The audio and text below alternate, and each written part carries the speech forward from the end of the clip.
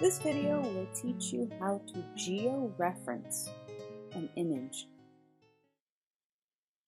Generally, the situation for georeferencing is you have downloaded a picture of a map that doesn't know it's a map. It just is a dumb image, and you want to place it in its right location on the Earth.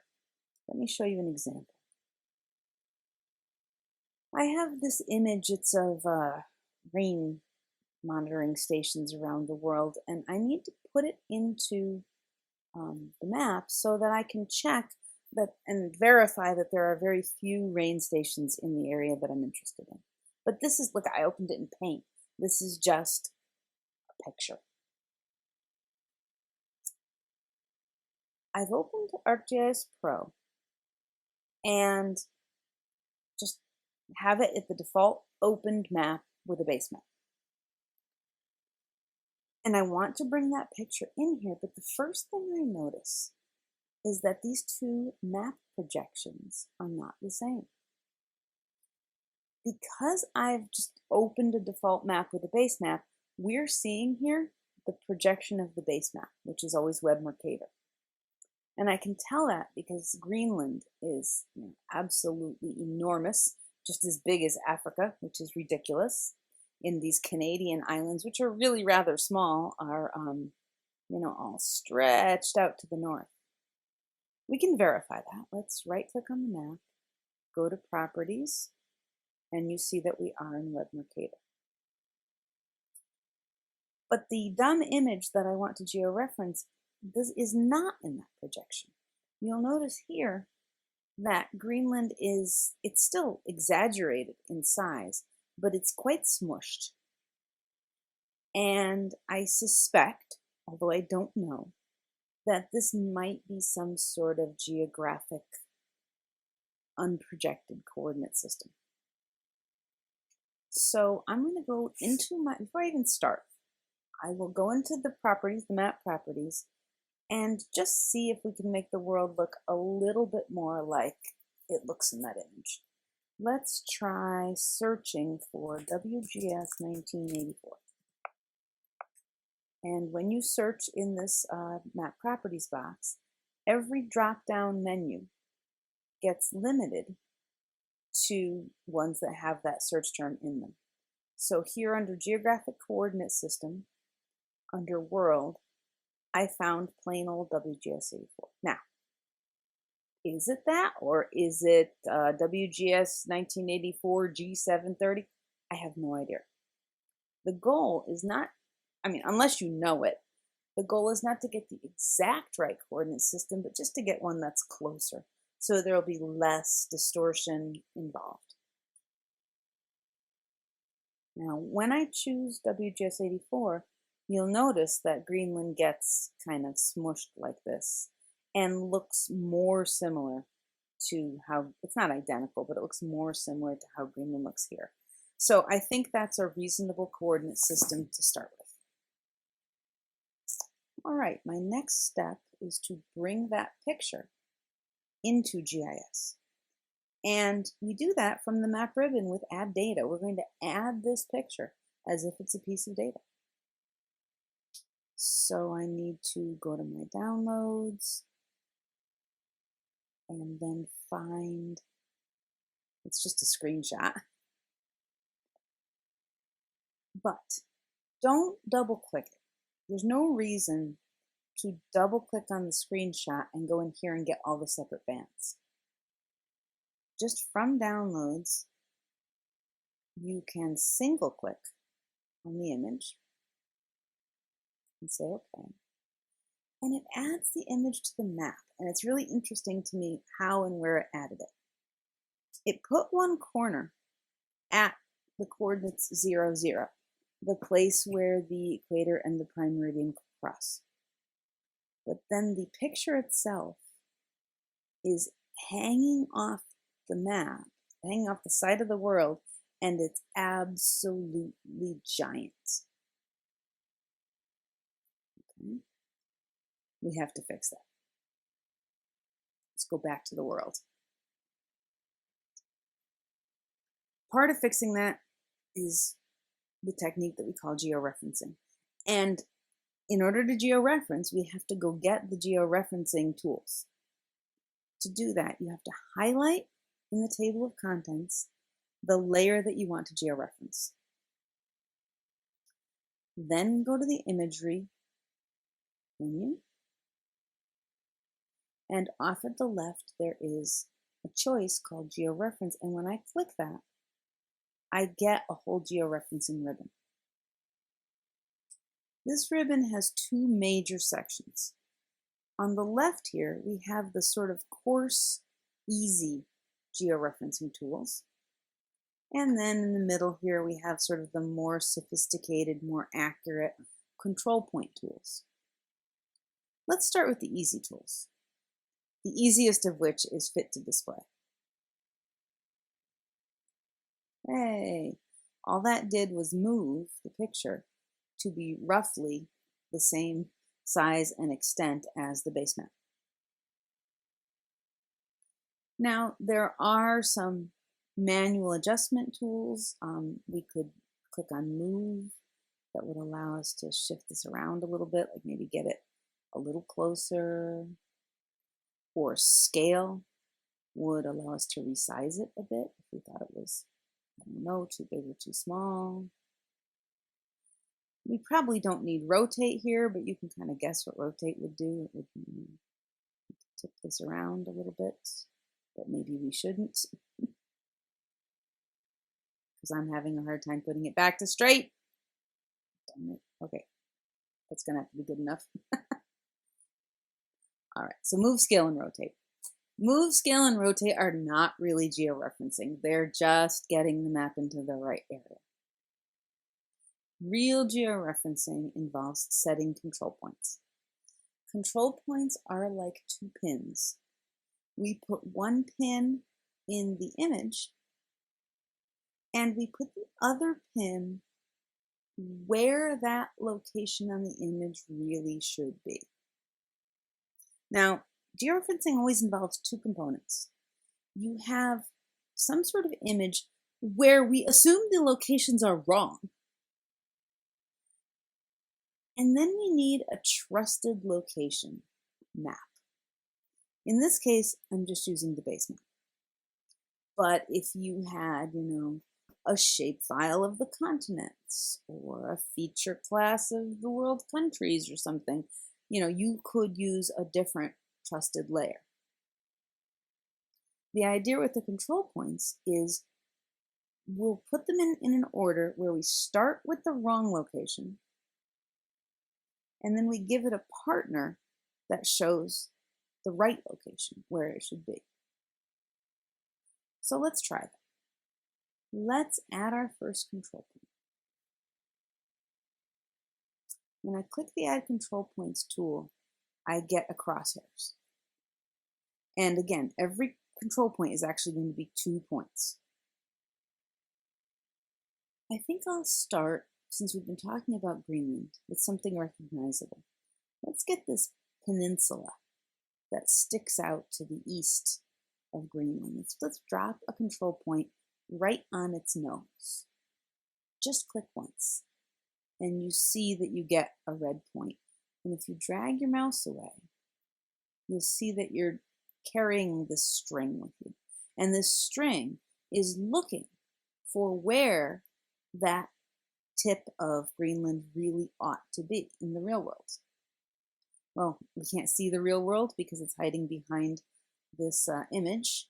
So without clicking, you can drag your cursor off into the white space and then do whatever you want in the table of contents. You can turn this off. You could go get your map tools and zoom. I've just turned this off so that I can see the base map. And when I bring my cursor back in, now I can set the corresponding location on the base map where that tip of Greenland ought to go. And you notice that the 2 points get sucked together. And when I turn back on the image, it's in a slightly different location. It's been moved a little bit down so that those 2 points are locked together. Let's set another control point. Now here's some advice about setting control points. They should be what we call well distributed. The worst thing I could do would be to set my next control point like on, this little peninsula here. In fact, if you do too much of that, you'll get an error. Really, we want to spread these out. Maybe we want to take the very tip of South America. Let's click on that, drag the cursor off, turn off this map, and line it up with where it ought to be at the tip of South America. Let's see how that works. All right, well, that brought those two together. It still hasn't really corrected my bad rotation, but we'll add several of these and eventually it will. Maybe I'll get Tasmania next. I'll go over here and I'll click at the bottom of Tasmania, and then I'll turn that off and match it up to the bottom of Tasmania here. Let's see what that does. Well, it started to stretch the map a little bit. Well, now maybe we should try the Bering Strait or something. Let's try and get this little edge of islands over here. And that is, I think, this little edge of islands. Let's see how that looks. Getting better. If we want to see how we're doing with the map in place, one thing we can do is go to the appearance menu. Here we could either set the transparency on the image so that we can kind of see through it and see, places that we've done well and maybe some inadequacies. Like I'm noticing that the image Madagascar is probably a little bit lower than the base map Madagascar. The image Horn of Africa is a little bit lower than, we see some places that we could do better. Or if you don't like the transparency, you have this swipe tool where this is kind of cute. You can peek behind it. Peek-boo. Peek-boo. But I find that a little bit harder to tell if things are lined up nicely. I think the swipe tool is sometimes a little too forgiving. So maybe I'll go with, I won't even bother making it transparent now that I've diagnosed a couple places that we could improve this. So let me go back to the georeferencing menu and add control points. And I'm going to get the northernmost tip of Madagascar and match it up to the northernmost tip of Madagascar.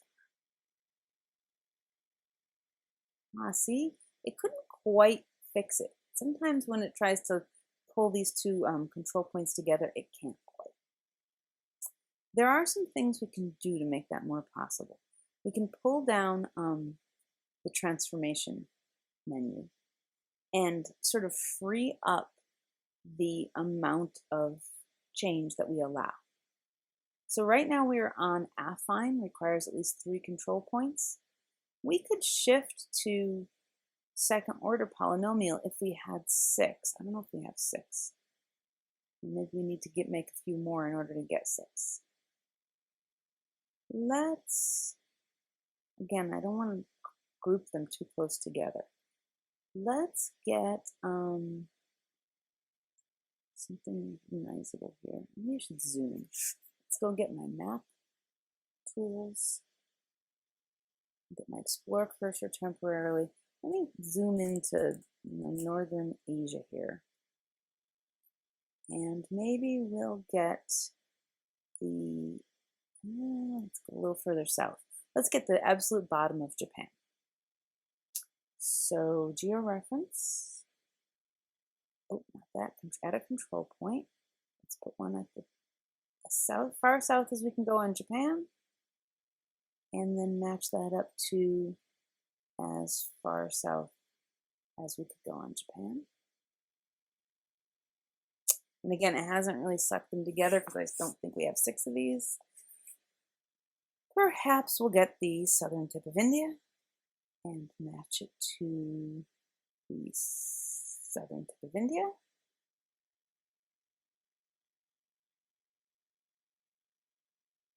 Zoom back out and see how we're doing here. Where would I need one? Maybe I should put something in sort of Central Europe. Let's see what's recognizable here. Oh, I know. Let's do the Black Sea because my study area is actually near the Black Sea. So I will put a control point at the extreme east end of the Black Sea, and then turn this off. Oh, it's really very close.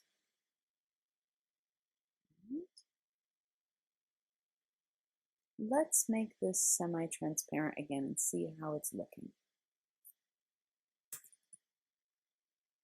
It's hard to tell. Let's zoom back out. It's looking pretty good. Some things down in the southern hemisphere are a hair too far south. Like I think this coast could be cleaned up. But it's looking pretty good. You know, sometimes these only get so good. Let me zoom to that coast of South America and just see if I can tighten that up a bit. Actually, maybe that's just an artifact out in the water. Let me see. Oh yeah, oh, it's actually lining up quite nice. All right, I'm going to say that's probably the best I can do. Because georeferencing is never going to be 100% accurate. Before I decide I'm done though, I want to show you what it looks like to make a mistake. To put down a control point that's pretty bad and that messes everything up. So let's go back to the georeferencing menu and let's set a rogue control point. I got confused and I decided that this part of South America really ought to be out in the ocean here somewhere. Well, that made everything worse, right? It misaligned the entire west coast here. If I realize I made that mistake, I can open the control point table and do a few things. First, I could see what does the georeferencing look like without control point 9. And I see that it's much better. If I didn't want to just do that visually, we can look at these residuals over here. So we have residuals that are, these are in decimal degrees, but they tend to be like 1, 2, 3 decimal degrees. And 9 alone would have a 15-degree residual, which is kind of bad already. But notice that if I put 9 back on, it even increases some of the residuals for the other points. So 9 is a bad actor, and we put it in here in order to be a bad actor. To get rid of it for real, while it's highlighted, there is a delete selected in the control point table. So you can just entirely delete it, and your georeferencing goes back to the way it was without that bad control point. So that's the control point table. And finally, when you're done and this looks the way you want it to look, you have to decide between save and save as new. Probably you want to save this. There's no reason to save the old one that was in the wrong location. I will sometimes save as new because I'm constantly using these for class demos, and it's important to me to have an ungeoreferenced copy. You can imagine I've shown up to class to teach this, and all of a sudden the map is already in the right location. So I probably save these as new most of the time. You're probably just going to want to save right over, the version that you have. So I'll do that this time because this is the only time I'm going to use it.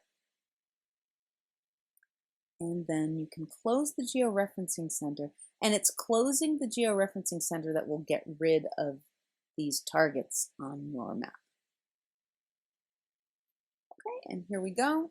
We have now a nice version of this image that is properly geographically aligned.